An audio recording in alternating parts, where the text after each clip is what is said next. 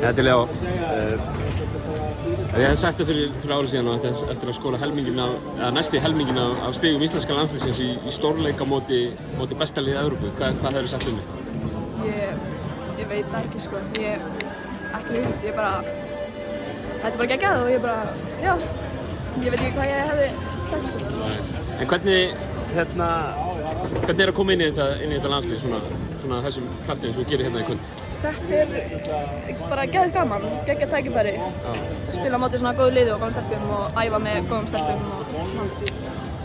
Leikurinn út í Ungverjalandi, kannski kemur lítið við sögu þar en farið einhvern veginn meira tækifæri í kvöld og þú aldeilis tókst af. Varstu bara búinn að vera að bíða eftir þessu tækifæri? Já, eiginlega.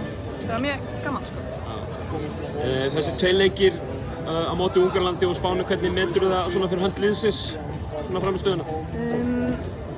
Mér fannst við bara standa okkur vel. Þetta er bara geggjur lið sem við erum að keppa á móti en mér fannst við samt gera vel á móti.